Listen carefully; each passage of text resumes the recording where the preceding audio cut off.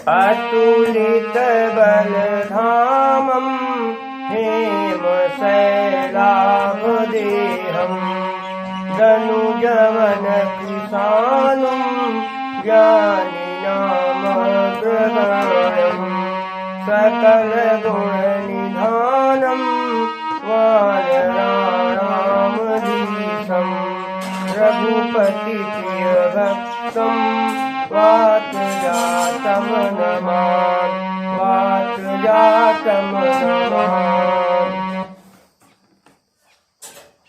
तीसरा अध्याय आरंभ हो रहा है। सूत जी सौनकाज 88,000 ऋषियों मुनियों से कहते हैं कि हे मुनियों, अब आप लोग आगे की कथा को ध्यान दे करके सुनिए। एक राजा था जिसका नाम उल्कामुख था। वो नियम से भगवान सत्यनारायण देव जी का पूजन किया करता था। एक बार राजा उल्कामुख भद्रशिला नदी के किनारे गए और वहां पर उन्होंने भगवान सत्यनारायण देव जी का पूजन करना शुरू कर दिया। जब राजा उल्कामुख भद्रशिला नदी के किनारे भगवान सत्यनारायण देव जी का पूजन कर रहे थे, उसी समय उसी नदी के रास्ते से साधु बनिया नाव में सवार होकर के निकला। वह व्यापार करके लौट रहा था, अपने घर जा रहा था। साधु बनिया ने देखा कि डाकू आ गया है, तो साधु बनिया ने अपनी नाव किनारे लगाई और वह नाव से उतर करके नदी के किनारे उस स्थान पर आ गया जहाँ पर राजा उल्कामुख भगवान सत्यनारायण देव जी का पूजन कर रहे थे। साधु बनिया ने सुना कि आवाज आ रही है कि श्री सत्यनारायण देवाय नमः, श्री सत्यनारायण देवाय नमः स्वाहा, श्री सत्यनारायण देवाय नमः स्वाहा। उसने कहा स्वाहा स्वाहा हो रहा है, क्या मामला सब देखें। थोड़ा आगे बढ़ा तो देखा कि एक राजा पूजा कर रहे हैं, यज्ञ कर रहे हैं और उनके आसपास और भी तमाम लोग बैठे हुए हैं। साधु बनिया भी वहीं पहुंच गया और वहां चुपचाप बैठ गया। जब पूजन समाप्त हुआ तो सबको प्रसाद दिया गया। साधु बनिया को भी राजा उल्कामुख ने प्रसाद दिया।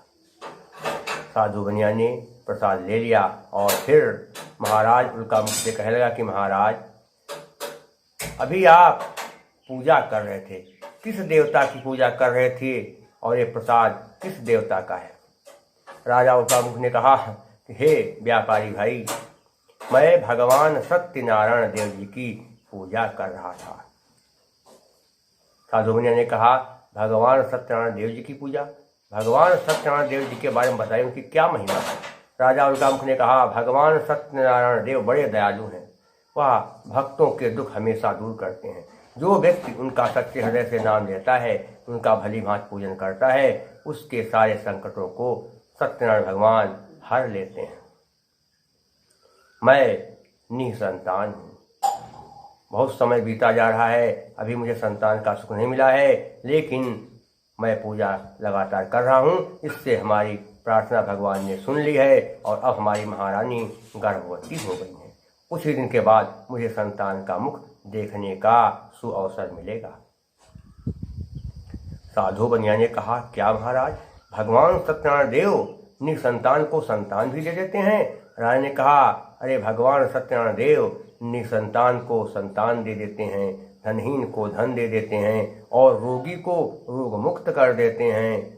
यही नहीं, और भी व्यक्ति के मन में जो कामना होती है उस कामना को भगवान पूरा कर देते हैं, बशर्ते सच्चे हृदय से भगवान सत्यनारायण देव का पूजन किया जाए। और इस पूजन को करते समय ये ध्यान रखना चाहिए कि हमें अब आज के बाद हमेशा जीवन में सत्य की राह पर चलना है, कभी भी झूठ का सहारा नहीं लेना है और जिससे कोई वादा करेंगे उस वादे को निभाएंगे, जो संकल्प करेंगे उसको पूरा करें। ऐसी भावनाएं अगर मन में आ गई तो भगवान सत्यनारायण देव भक्तों की पुकार जरूर सुनते हैं और उनका कल्याण करते हैं।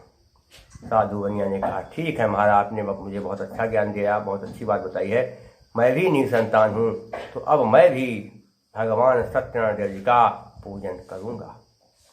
और फिर साधु बनिया वहाँ से चल पड़ा, अपनी नाव में बैठा और फिर चलते चलते अपने घर आ गया नाव में बैठकर। क्योंकि पहले जो यात्राएं होती थी, आज के समय में जो साधन सब चल रहे हैं, हवाई जहाज और रेलगाड़ियाँ, ये सब साधन चलते हैं, मोटर गाड़ियाँ, ये सब इतना नहीं था। उस समय यात्राएं लोग नदी के रास्ते से करते थे और नाव में बैठ करके एक देश से दूसरे देश को चले जाते थे। साधु बनिया नाव में सवार होकर के धीरे धीरे अपने नगर आ गया और फिर अपने घर पहुंचा। साधु बनिया की पत्नी का नाम था लीलावती। वो कैसी थी, क्या ध्यान नहीं कि लीलावती साधु की नारी,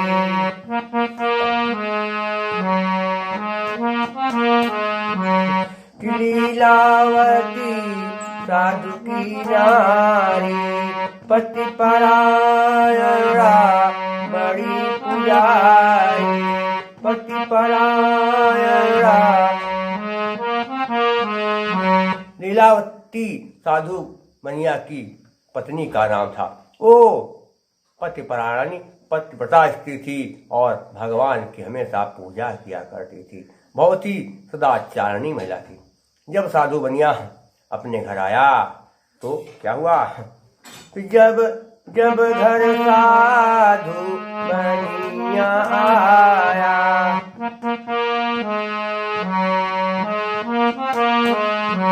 जब घर साधु बनिया आया, पत्नी को सारा हाल सुनाया, पत्नी को सारा हाल सुनाया।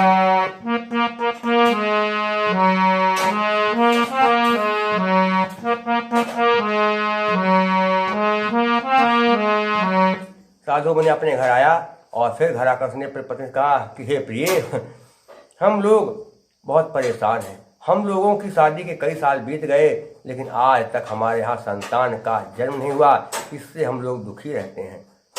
लेकिन आज मुझे एक जो है महाराज मिले थे। उन्होंने मुझे बताया कि अगर हम लोग भगवान सत्यनारायण देव जी का पूजन कर लें तो फिर हमें संतान सुख मिल सकता है। लीलावती ने कहा, ये तो बहुत अच्छी बात है, चलो हम लोग भगवान सत्यनारायण देव जी का पूजन करेंगे। साधु बनिया ने कहा, अगर भगवान हमने हमें संतान दे दिया तो हम बहुत जल्दी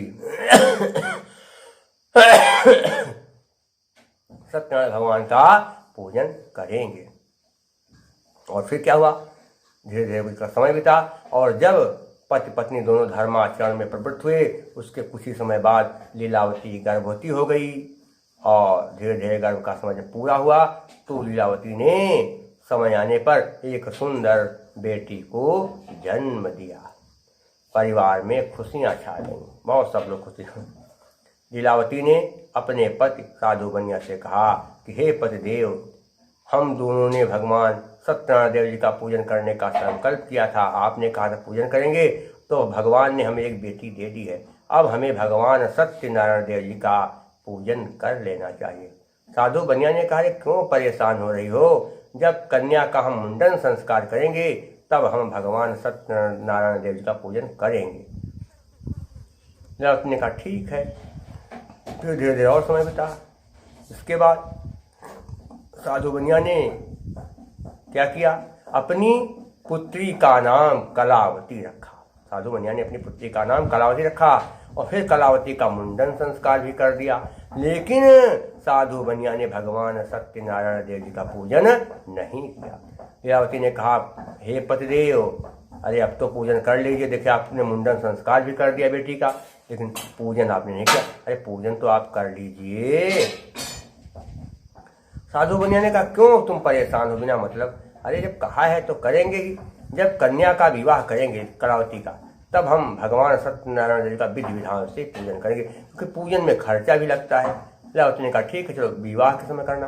और फिर क्या हुआ, धीरे धीरे कलावती के कहते बड़ी हो गई, सयानी हो गई, और जब वो युवा हो गई तो साधु बनिया ने एक सुंदर योग और गुणवान लड़का ढूंढ करके उस लड़के के साथ अपनी बेटी का विवाह कर दिया।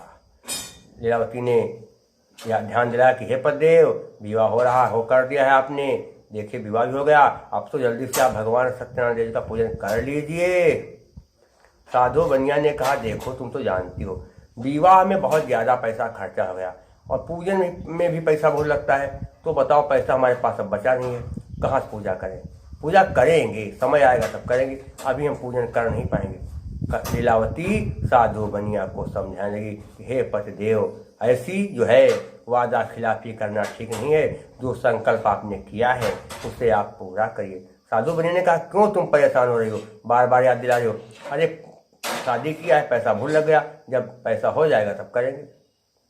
लीलावती साधु बनिया को समझाने लगी कि हे पतिदेव, देखिए सबसे चतुराई चल सकती है, लेकिन भगवान से हम चतुराई नहीं कर सकते, क्योंकि भगवान सब कुछ देखते हैं, वो सब कुछ जानते हैं कि हम क्या कर रहे हैं, क्या हमारे मन में। इसलिए है पतिदेव, आप जो है पूजन कर लीजिए। लीलावती अपने पति साधु बनिया को समझाती हुई कहने लगी कि हे पतिदेव, हे पतिदेव, क्या कहने लगी लीलावती अपने पति से कहने कि हे पतिदेव,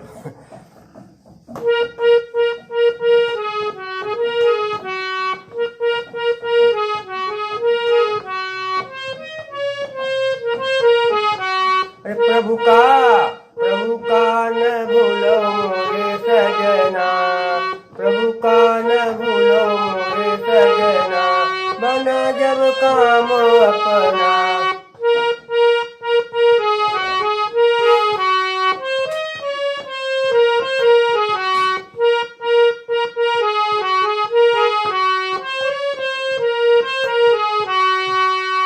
अरे बिनु संतान दुखी हम भारी, बिनु संतान दुखी हम भारी, कि प्रभु ने सुन ली विनय हमारी।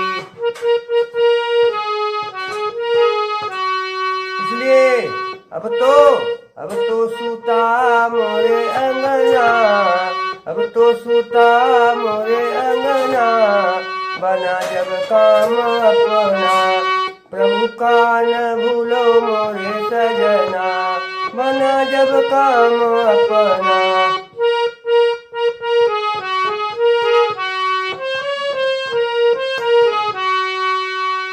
इसलिए कि सत्यनारायण दीन दयाला, सत्यनारायण दीन दयाला, भक्तन के हित बने कृपाला। इसलिए किन्हों हमारे सच सपना, किन्हों हमारे सच सपना, बना जब काम अपना।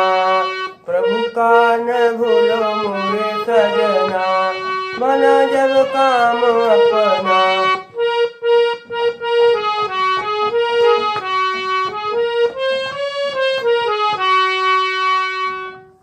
अरे प्रभु ने है प्रभुता दिखलाई,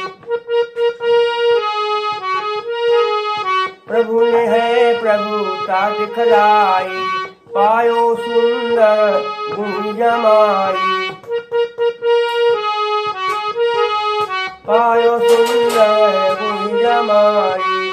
इसलिए पूरा संकल्प हमको करना, पूरा संकल्प हमको करना, बना जब काम अपना।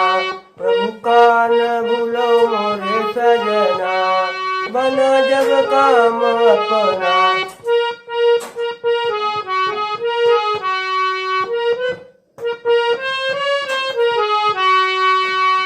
इसलिए श्री हरि का सुख माना भूलो, का सुख माना भूलो, सुख संपत्ति माँ अब ना भूलो। इसलिए सत पथ पर हमेशा चलना, सत पथ पर हमेशा चलना, बना जब काम अपना, प्रभु का न भूलो मोरे सजना, बना जब काम अपना।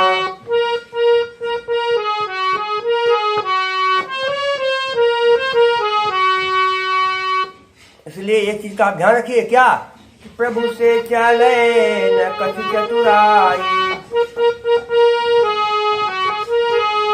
प्रभु से चले न कुछ चतुराई, देई बिगाड़ी और देई बनाई, देई बिगाड़ी और देई बनाई।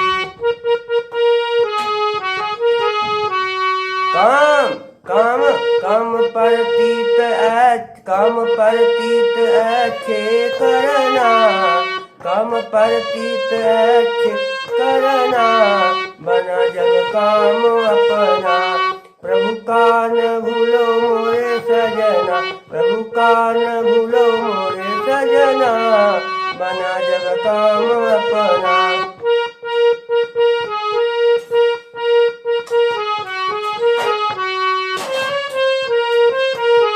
प्रभु का न भूलो मोरे सजना, बना जब काम अपना।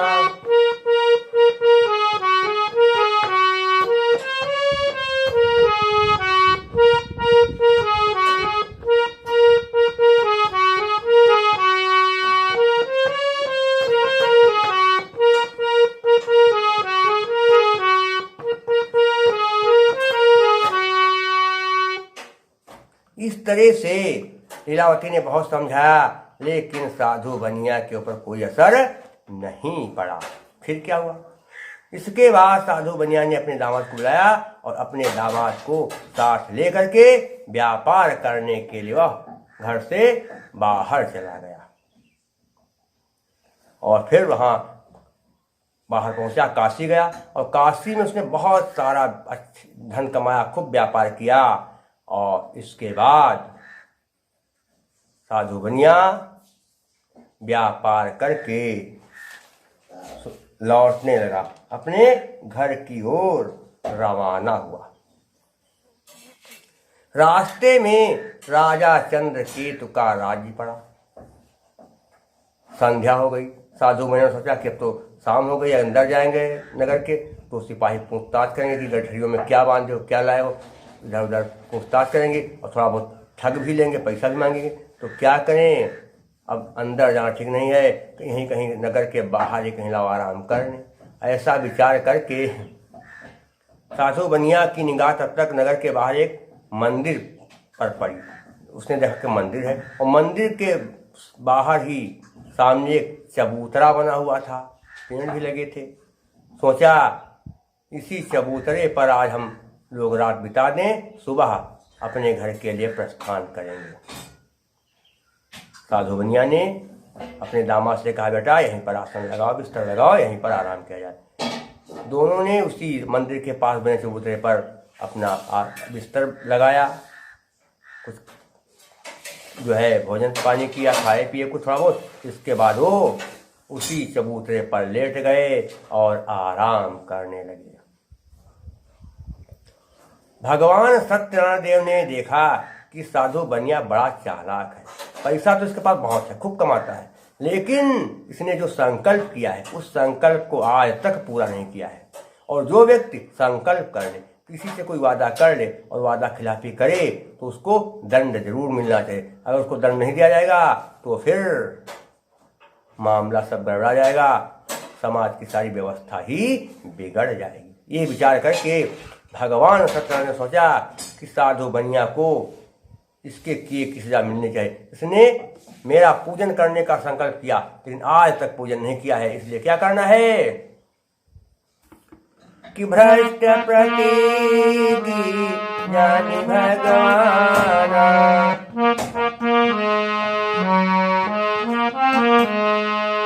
भ्रष्ट प्रतीक जानी भगवाना, दीन साधु को साप महाना।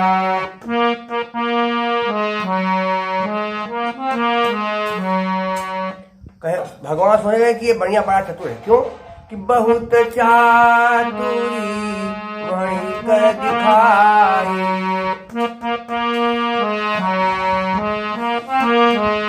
बहुत चातुरी वही कर दिखाई, दारुण कष्ट साधु अब पाई, दारुण कष्ट साधु अब पाई।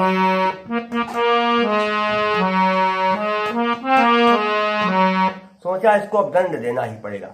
क्या किया भगवान ने? तुरंत एक माया रखी। साधु बनिया उसका दामाद मंदिर के पास बने चबूतरे पर आराम सो रहे थे, और उसी समय क्या हुआ? राजा चंद्रकेतु के राजमहल में कुछ चोरों ने सेंध काट दी, चोरी करने के उद्देश्य से सेंध काट दी, और राजमहल के कहते अंदर घुस गए और चोरी का माल निकाल करके बाहर आने लगे। सामने कुछ रक्षक थे, उनकी निगाह चोरों पर पड़ी तो उन्होंने तुरंत हल्ला मचाया, कहा, अरे दुष्टों, चोरी कर रहे हो और चोरी का माल निकाल कर भाग रहे हो। तुरंत उन्होंने चोरों का पीछा कर, रक्षकों ने क्या किया? तुरंत चोरों का पीछा किया। चोर तुरंत सामान लेकर के भागे, आगे आगे चोर, पीछे पीछे रक्षक पीछा कर चोरों का। चोरों ने सोचा कि अगर हम माल लेकर के भागने के चक्कर में रहे तो भाग नहीं पाएंगे और माल समेत पकड़े जाएंगे, और पकड़े जाने पर हमारी क्या दुर्दशा की जाएगी ये तो वक्त ही बताएगा। इसलिए अपनी जान बचाना चाहिए कि जान है तो जहान है। क्या किया चोरों ने? चोर जो है भाग रहे थे, चोरी माल लिए, तो चोरी कमाल लिए बदमाशा,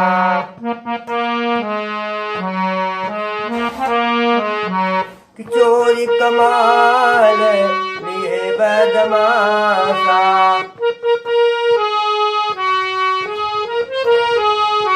भागती आए बनियन पासा, भागती आए बनियन पासा। चोर भागते हुए उस स्थान वहां पहुंच गया जहां मंदिर था।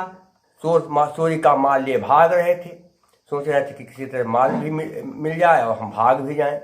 लेकिन चोर बेचारे जो है परेशान तो थे। सोचा अगर माल लेकर के अगर हम भागने के चक्कर में अगर हम भागने के चक्कर में रहे तो माल समेत पकड़े जाएंगे, और फिर हमारी कैसे पिटाई की जाएगी, क्या दंड दिया जाएगा पता नहीं, ये तो समय बताएगा। इसलिए जान बचाना चाहिए। चोरों ने क्या किया कि जान बचावन हितवे चोरा,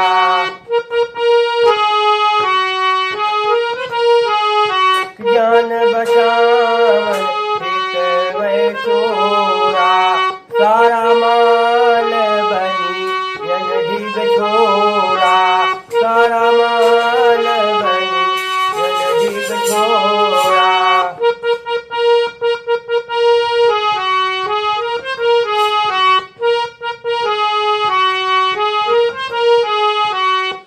क्या किया?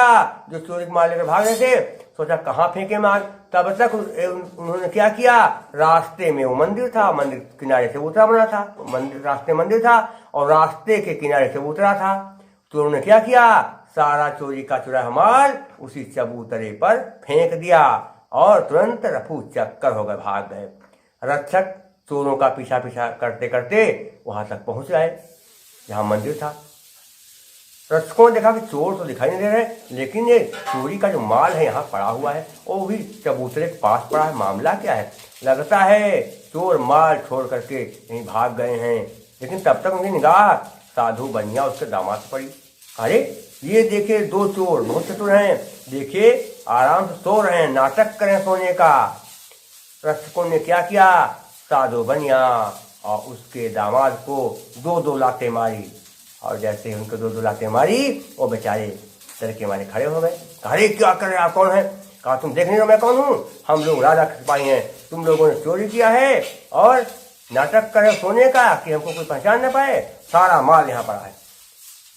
साधु बनिया ने कहा चोर हम कहाँ हैं, हम लोग तो व्यापारी हैं, आप लोगों को गलत फहमी हो रही है।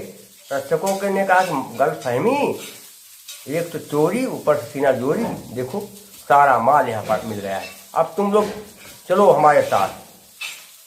साधु बनिया उसका दामाद बिगड़ाने लगे, लेकिन रक्षक नहीं माने, दोनों को उन्होंने पकड़ लिया और पकड़ करके राजा के सामने ले आए।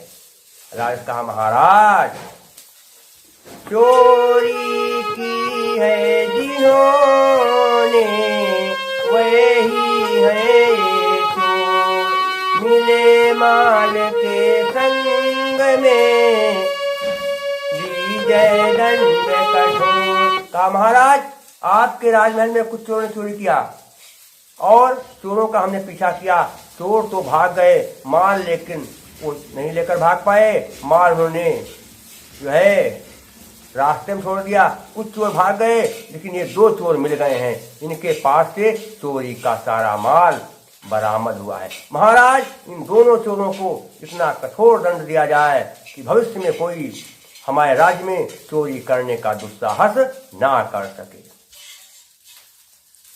राजा ने कहा बात तुम्हारी सही है, तुम लोगों की ये चोर मिले हैं। साधु बनिया हाथ जोड़ कर कहला कि महाराज हमारी कोई गलती नहीं है। साधु बनिया राजा चंद्रकेत से कहला कि महाराज करे के व्यापार लौट रहे थी रात ही पर भी आई, थके बहुत सो गए यहाँ गहरी निद्रा हम पर छाई।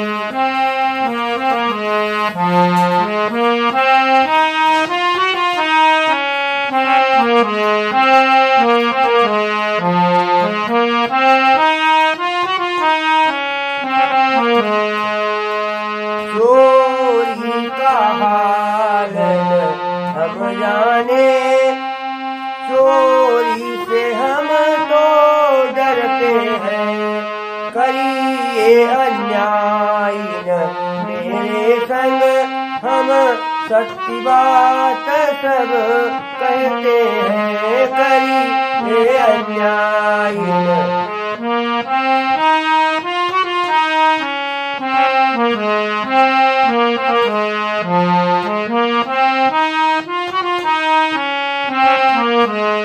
राजा ने कहा दुष्टों तुम कहते तुम चोरी नहीं कर किया है हमने और माल सारा मिला है, ये सबूत है कि तुम लोग चोर हो। अरे कुछ है सुनना नहीं चाहता मैं, कुछ सुनना नहीं चाहता मैं, अब चलेगी ना कुछ चतुराई, जब जेल में चकिया पीसोगे, जब जेल में चकिया पीसोगे, तब अकल ठिकाने आ जाएगी, जब जेल में चकिया।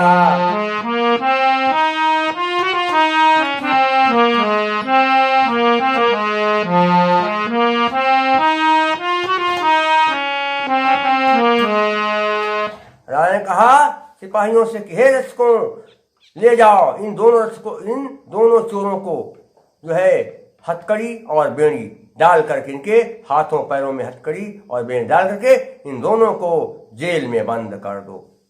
साधु बनिया और उसका दामाद बहुत गिड़गिड़ाए, लेकिन राजा ने कुछ भी नहीं सुनी और फिर रक्षकों ने साधु बनिया और उसके दामाद को ले जा पकड़ करके जेल में बंद कर दिया।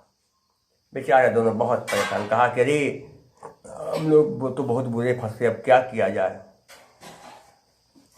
और इधर क्या था मामला, इधर सुनिए। इधर साधु बनिया की पत्नी लीलावती और उसकी बेटी कलावती अपने अपने पतियों के आने का इंतजार करने की कब आएंगे, बहुत दिन हो रहे हैं, लेकिन वो तो राजा चंद्रकेतु की जेल में बंद हो गए थे। एक रात, उसी बीच एक रात में साधु बनिया के यहाँ चोरों ने चोरी कर लिया। सारा माल चोर उठा ले गए, कुछ भी नहीं बचा। गरीबी आ गई, बहुत धन था, अब गरीबी आ गई। बेचारी कलावती भी भोजन की तलाश में इधर उधर भटकने लगी। एक दिन कलावती भिक्षा मांगने के लिए भोजन की तलाश में घर से बाहर गई थी। संध्या हो गई लेकिन वो लौट कर नहीं आई। धीरे धीरे रात होने लगी। लीलावती ने सोचा कि हमारी बेटी भोजन की तलाश में घर से बाहर गई थी, अभी तक नहीं आई। बताइए, रात हो रही है, 9 बज गया, अभी नहीं आई। अरे आज जब ये घर लौट कर वापस आएगी राभी, तो मैं इसको बहुत डांटूंगी, बहुत फटकारूंगी, क्योंकि ये उल्टे सीधे जो है काम कर रही है, मेरा कहना नहीं मानती है, इधर घूमती है। धीरे काफी समय हो गया। जब कहते रात के 10 बज गए तो कलावती लौट कर अपने घर आई और उसके हाथों में भगवान सत्यनारायण देव जी के पूजन का प्रसाद था। जब कलावती घर लौट कर 10 बजे रात में आई तो लीलावती ने उससे पूछताछ करना शुरू कर दिया। कहा, बेटी तू इतनी देर तक कहाँ रही? बताओ, रात के 10 बज गए, इतनी देर में आई हो? लीलावती कलावती से पूछने की, हे पुत्री, बिटिया तू अब तक कहाँ रही जो इतनी देर लगाई है?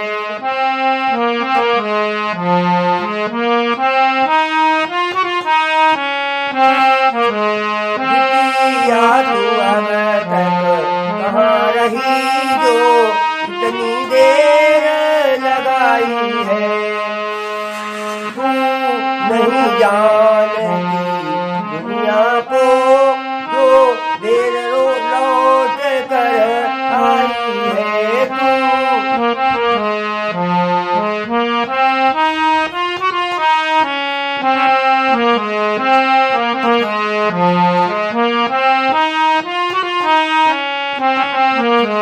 जानती हो बेटी कि घूमती जो घर से बाहर है, होती है बड़ी बदनामी।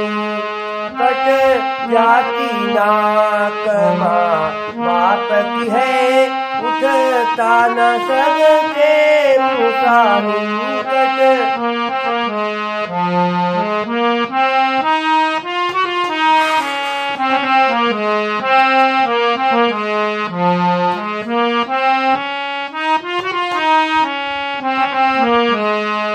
बेटी तू इतनी देर में आई है, बताओ।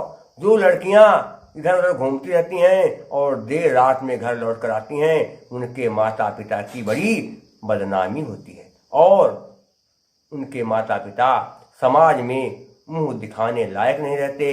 उनका सिर शर्म से झुक जाता है। लोग तरह तरह की बातें करते हैं। बता, तू कहाँ रही, इतनी देर कहाँ लगाई तूने? कलावती ने अपनी माँ से कहा, हे माँ, आप कुछ गलत न समझें, मैं कहीं इधर उधर नहीं थी। मैं कहाँ थी, मैं आपको सब कुछ साफ साफ बता रही हूँ। लीलावती ने कहा, बताओ कहाँ थी?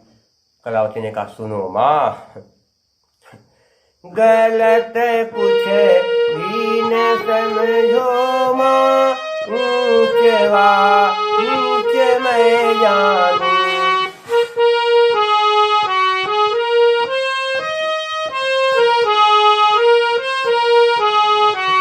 गलत कुछ भी न समझो माँ, ऊंचवा नीच मैं जानू। एक इज्जत ही दुनिया में बड़ी है, सबसे मैं मानू।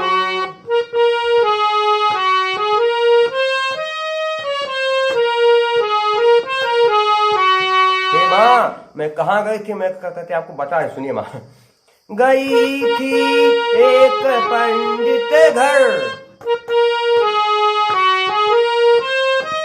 गई थी एक पंडित घर, वहाँ पर मैंने क्या देखा?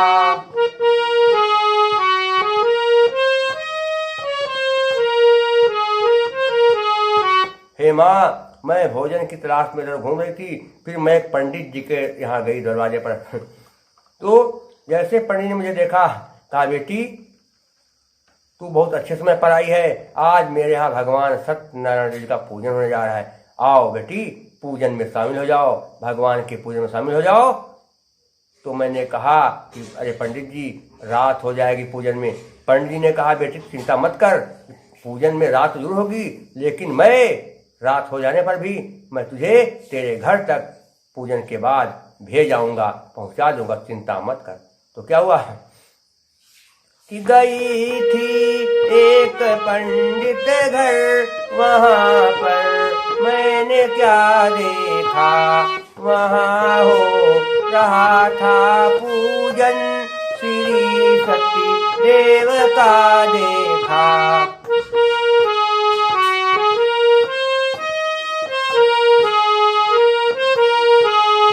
और जब पूजा हो रही थी तो जो पंडित जी पूजन करा रहे थे वो क्या बता रहे थे, वो बता रहे थे कि क्या बता रहे थे पंडित जी कि श्री सती देव भक्तों के मनोरथ पूर्ण है करते।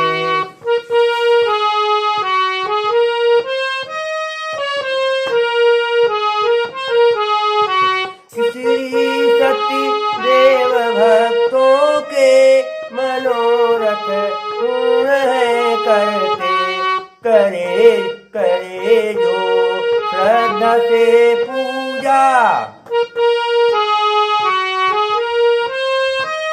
करे जो श्रद्धा से पूजा, मनोरथ उनके हैं फल के।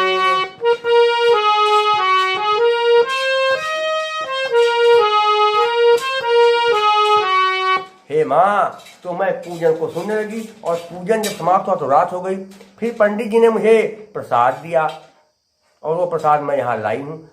हे माँ, आप भी इस प्रसाद को ग्रहण कर लीजिए और मैं भी इसे ग्रहण करूँगी, खा लूँगी। और पंडित जी अभी मुझे घर तक भेजने आए थे, अभी तो पंडित जी मेरे दरवाजे तक भेज करके अपने घर गए, मेरे दरवाजे तक भेजने आए थे और मेरे द्वार पर आकर के उन्होंने कहा बेटी तुम अब जाओ, और फिर पंडित जी यहाँ से चले गए। माँ, मैं अकेली नहीं आई हूँ। तो क्या हुआ जब लीलावती ने अपनी पुत्री की बात सुनी तो क्या हुआ कि सुता बात सुन साधु की नारी,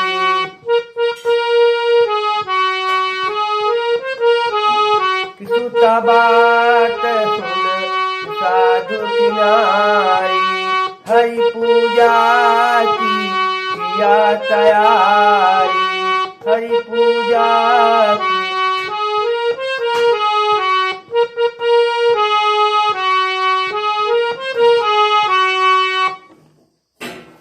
लीलावती ने कलावती से कहा बेटी हमारे पतिदेव ने भगवान सत्यनारायण देव जी का पूजन करने का संकल्प तुम्हारे जन्म से पहले लिया था, लेकिन उन्होंने आज तक पूजन नहीं किया। कई बार मैंने उन्हें याद दिलाया पूजन करो, लेकिन बार बार बहानेबाजी करते रहे, टाल मटोल करते रहे। भले ही मेरे पतिदेव ने कहते पूजन नहीं किया, लेकिन अब भगवान सत्यनारायण देव का पूजन मैं करूँगी। कैसे करना है घर में मेरे तो कुछ करते बचा नहीं, लेकिन अभी जो मेरे थोड़े बहुत गहने बचे हैं, थोड़े बहुत, उन गहनों को मैं बेच लूंगी और गहनों को बेचने से जो रुपया मिलेगा उस रुपये से मैं भगवान सत्यनारायण देव जी की पूजा करने के लिए पूजन सामग्री लाऊंगी और उस पूजन सामग्री से मैं भगवान सत्यनारायण देव जी का भली भांति पूजन करूंगी। कलावती ने कहा माँ मेरे भी गहने ले लीजिए और उससे आप जो है पूजन सामग्री खरीद लीजिए बेच करके। लीलावती ने कहा नहीं बेटी तुम्हारे गहनों की जरूरत नहीं है, हमारे गहने इतने काफ़ी हैं कि उन्हीं गहनों को बेच करके जो है जो रुपया मिलेगा उससे मैं पूजन सामग्री ले आऊँगी और पूजन करूँगी। कलावती ने कहा ठीक है माँ ऐसा ही करिए। फिर लीलावती ने क्या किया, लीलावती ने अपने सारे जो उसके गहने थे उन गहनों को बेच दिया और गहनों को बेचने से जो रुपया मिला उस रुपये से वह भगवान सत्यनारायण देव जी का पूजन करने के लिए पूजन सामग्री ले आई और फिर दोनों माँ बेटियों ने मिल करके भगवान सत्यनारायण देव जी का भली भांति पूजन किया। भगवान सत्यनारायण देव लीलावती के ऊपर बहुत प्रसन्न हो गए। कहा ये लीलावती बहुत ही समझदार महिला है, बहुत जो है सदाचारिणी है, और इसने अपने पति को बार बार याद दिलाया कि पूजन कर लीजिए कर, लेकिन इसका पति जो है बार बार टालता रहा। उसने पूजन आज तक नहीं किया, इसीलिए वो जेल में पड़ा है। लेकिन लीलावती बेचारी समझदार है, इसका पति जेल में है, कलावती का पति जेल में, तो वो तो अपनी करने से अब हो रहे हैं, लेकिन उनके जेल में होने से इन माँ बेटियों को भी परेशानी हो रही है, इसलिए इनका दुख जरूर दूर करना चाहिए। लीलावती बहुत ही अच्छी है, मैं अब इसको दुखी नहीं देख सकता। अब मुझे लीलावती और कलावती के पतियों को राजा चंद्रकेतु के बंधन से छुड़ाना ही पड़ेगा, क्योंकि इन दोनों ने अपने पूजन से मेरा दिल जीत लिया, मुझे खुश कर दिया है। अब मैं इनके पतियों को राजा के बंधन से जरूर छुड़ाऊंगा। ऐसा विचार भगवान सत्यनारायण देव ने किया। और फिर जिस दिन लीलावती और कलावती ने भगवान सत्यनारायण देव का पूजन किया, उसी रात भगवान सत्यनारायण देव ने राजा चंद्रकेतु को स्वप्न में आदेश दिया। कहा, हे राजन, मैं सत्यनारायण देव बोल रहा हूं, तुम मेरी बात को सुन रहे हो? राजा सपने में वो कहने, हाँ भगवान, मैं सुन रहा हूं। सत्यनारायण देव ने कहा, हे राजन, तुमने जिन दो चोरों को भी कुछ दिन चोरी के अपराध में जेल में बंद करवाया है, और वह दोनों चोर अपने आप को व्यापारी बता रहे थे, उनकी आपने एक भी बात नहीं सुनी। वो वास्तव में व्यापारी ही हैं, वो चोर नहीं हैं। मेरी बात को तुम ध्यान से सुनो। राजा चंद्रकेतु को सत्यनारायण भगवान स्वप्न में आदेश देने लगे। राजा चंद्रकेतु को भगवान सत्यनारायण देव स्वप्न में आदेश देते हुए कहने लगे कि हे राजन, मेरी बात को तुम ध्यान से सुनो। क्या कहा सत्यनारायण देव ने राजा से? कि तूने न जाना है, अपनी ही खाना है, वो करके मूरख बनता सयाना है। बनियों को दे छोड़ वह निर्दोष बेचारे, बनियों को दे छोड़ वह निर्दोष बेचारे।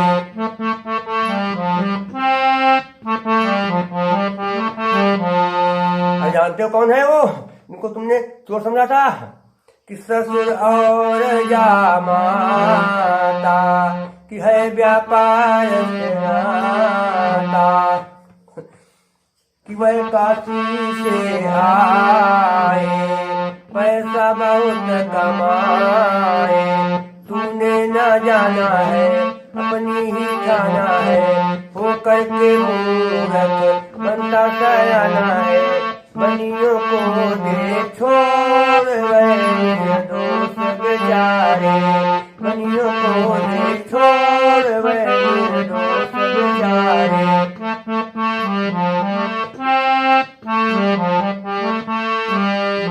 अरे निर्दोष बेचारे, निर्दोष बेचारे, निर्दोष बेचारे, निर्दोष बेचारे। बनियों को दे छोड़ वह निर्दोष बेचारे।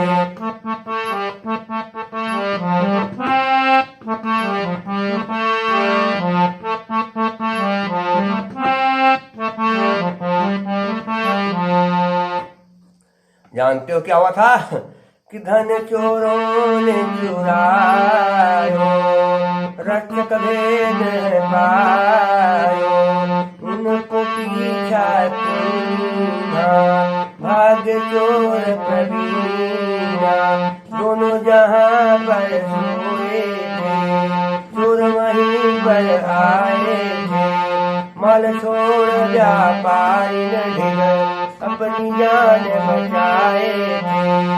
और पकड़ा समझ उन्हें चोर वह निर्दोष बेचारे।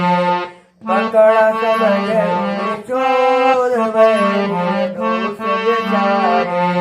बनियों को दे छोड़ वह निर्दोष बेचारे।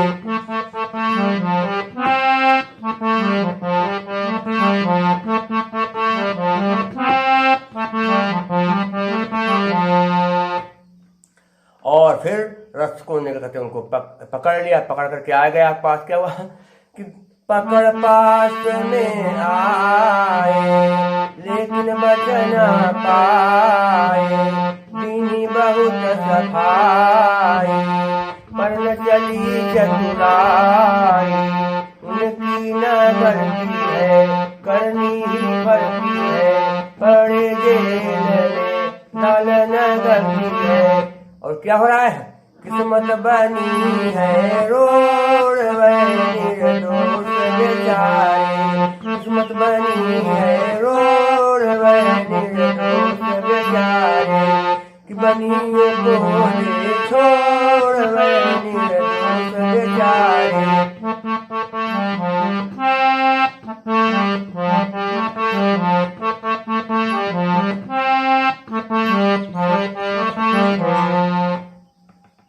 इसलिए हे राजन, मैं तुमको आदेश दे रहा हूं कि प्रातः काल होते ही उन दोनों व्यापारियों को जेल से मुक्त कर देना और उनका अच्छी तरह से स्वागत सम्मान करना, आदर सत्कार करना। जानते हो क्या करना है?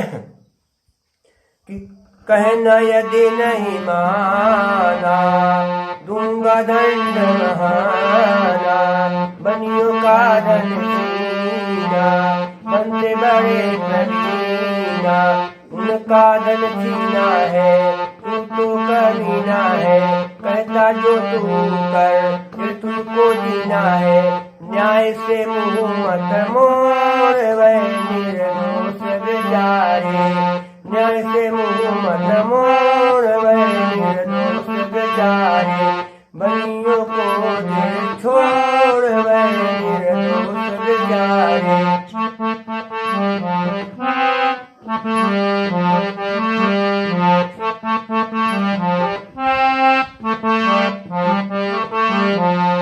निर्दोष बेचारे, निर्दोष बेचारे, निर्दोष बेचारे, निर्दोष बेचारे, बनियों को दे छोड़ वह निर्दोष बेचारे।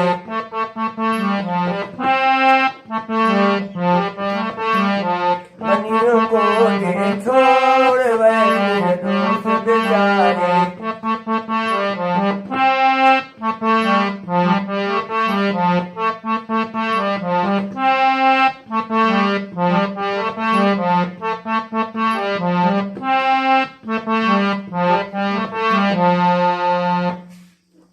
राजा की नींद तुरंत टूट गई और शेष रात राजा सो भी नहीं पाए। और जैसे प्रातः काल हुआ तुरंत राजा राज दरबार में आए और उन्होंने रक्षकों को अपने पास बुलाया। कहा, हे रक्षकों, जिन दो चोरों को अभी कुछ दिन पहले तुम लोग पकड़ कर लाए थे और जो अपने आप को व्यापारी बता रहे थे, उन दोनों व्यापारियों की हथकड़ियां और बेड़ियां खोल करके सम्मान के साथ उन्हें मेरे सामने ले आओ, क्योंकि मुझे सच्चाई का पता चल गया है। वो बेचारे चोर नहीं हैं, वो वास्तव में व्यापारी हैं और बिना मतलब जेल में पड़े पड़े दुख भोग रहे हैं। राजा की बात मान करके रक्षक जेल गए और उन्होंने साधु बनिया और उसके दामाद की हथकड़ियां और बेड़ियां खोल दिया और सम्मान के साथ राजा चंद्रकेतु के सामने उनको ले आए। साधु बनिया और उसके दामाद को अपने सामने देख करके राजा चंद्रकेतु लज्जित हो गए। उन्होंने दोनों व्यापारियों के सामने हाथ जोड़े, सिर झुकाया और कहा कि हे व्यापारी भाइयों, हमसे अनजाने में बहुत भारी गलती हो गई है, हम आपको समझ नहीं पाए, इसीलिए चोर समझ करके आपको जेल में बंद करवा दिया है। आप हमारे अपराधों को क्षमा कर दीजिए, हम बहुत लज्जित हैं। राजा चंद्रकेतु साधु बनिया और उसके दामाद के सामने हाथ जोड़कर खड़े हो गए और सिर झुका करके उनसे कहने लगे कि हे व्यापारी भाइयों, हम क्या बताएं, बहुत भारी हमसे गलती हो गई है। क्या हुआ? राजा दोनों व्यापारियों से कहने लगे कि हे व्यापारी भाइयों, कि गलती हमसे हुई गई भाई, दंड दीना जो तुम्हें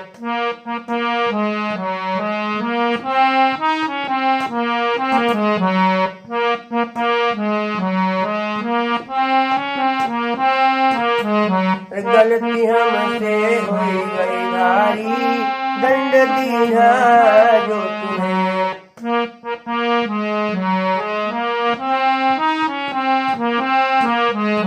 दंड दीना जो तुम्हें, दंड दीना जो तुम्हें, गलती हमसे हुई गई भारी, दंड दीना जो तुम्हें।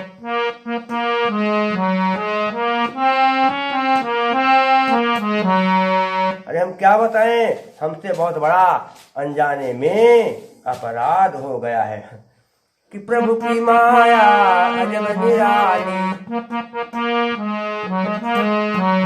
प्रभु की माया अजब निराली। चोरों ने चोरी की था, चोर भागी गए हाथ न आए, चोर भागी गए हाथ न आए। फंसे तुरंत दुई दीना, हाँ हाँ फंसे तुरंत दुई दीना। और हमहू बनी गे न बहुत अनारी, दंड दीना जो तुम्हें, गलती हमसे हुई गई भारी, दंड दीना जो तुम्हें।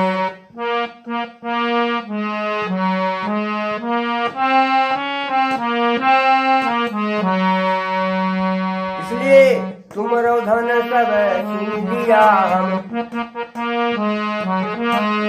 तुमरो धन सब छीन लिया हम, उका अपन माना, तुम तो दूनो सजन बनई, तुम तो दूनो सजन बनई, कहूँ नहीं पही जाना, हाँ हाँ कहूँ नहीं पही जाना। इसलिए गलती कर दो माफ हमारी, दंड दीना जो तुम्हें, गलती हमसे हुई गई भाई, दंड दीना जो तुम्हें।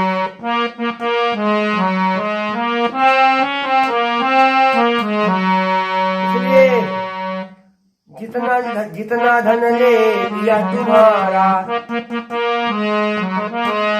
जितना धन ले लिया तुम्हारा, उससे दूना लीजिए स्वागत राज महल में मेरे, स्वागत राज महल में मेरे। उतना चिंता कीजिए, हाँ हाँ उतना चिंता कीजिए। और हम चाहते हैं कि आप हमारे यहाँ कुछ दिन रुक जाएं, जिससे हम आपकी सेवा कर लें, सत्कार कर लें, जिससे हमें अपने पापों का प्रायश्चित करने का अवसर मिल जाए। और जब आपकी हम सेवा कर लेंगे, हमें कुछ संतोष हो जाएगा, तब आप लोग अपने घर चले जाना। क्या करना फिर? अपने घर का देह उधारी, दंड दीना जो तुम्हें, अपने घर का देह उधारी, दंड दीना जो तुम्हें। गलती हमसे हुई गई भारी, दंड दीना जो तुम्हें।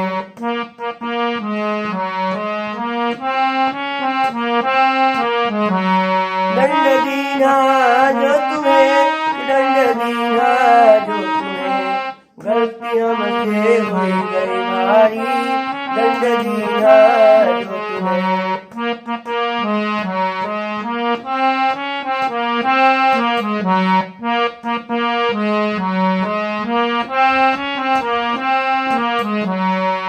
फिर राजा ने दोनों व्यापारियों से कहा कि आप कुछ दिन हमारा रुक जाइए। व्यापारियों राजा चंद्रकेतु की बात मान ली और उनके यहाँ कुछ दिन रुक गए। और राजा चंद्रकेतु ने दोनों व्यापारियों का खूब स्वागत सत्कार किया, खूब अच्छी तरह से उनकी आवाभगत किया। और उसके बाद कुछ समय जब बीत गया तो व्यापारियों ने कहा कि महाराज अब समय काफी हो गया है, अब मुझे आप अपने घर जाने की आज्ञा दीजिए। राजा ने कहा ठीक है, अब आप लोग जाइए। और फिर राजा ने क्या किया, दोनों व्यापारियों को अपनी तरफ से बहुत सारी खाने पीने की सामग्रियां एक बोरी में पैक करवाई और बहुत सारा ढेर सारा उनको धन दिया, रुपया पैसा दिया, स्वर्ण मुद्राएं दिया। कहा आप ये सब ले जाइए। व्यापारी ने कहा ये महाराज ऐसा क्यों कर रहे हैं? उन्होंने कहा नहीं, आप लोग ले जाइए, हम खुशी से आपको दे रहे हैं। तो राजा ने दोनों व्यापारियों को खूब रुपया पैसा सोना चांदी दिया और खाने पीने की तमाम सामग्रियां दिया कि ले जाओ ये सब साथ, और जिससे आपको कोई रास्ते में दिक्कत न हो। और मैंने यहाँ रहने वाले सेवकों से कहा कि हे सेवकों, तुम ये बोरियां जो खाने पीने की सामग्री है, रुपया पैसा है, ये सब ले जाकर इन दोनों व्यापारियों की नाव में रखाओ, जिससे इनको सामान ले जाने में किसी प्रकार की कोई दिक्कत का सामना ना करना पड़े। सेवकों ने राजा की बात मान ली और फिर राजा के द्वारा दिया गया सारा सामान जो था वो उसकी बोरियां उठा करके वो दोनों व्यापारियों के साथ गए और उनकी नाव में रख दिया। और फिर व्यापारियों की नाव में राजा द्वारा दिया गया धन और जो भी सामग्री थी वो सब रख दिया और फिर सेवक राजा के राजमहल को लौट आए। बोलिए सत्यनारायण भगवान की जय।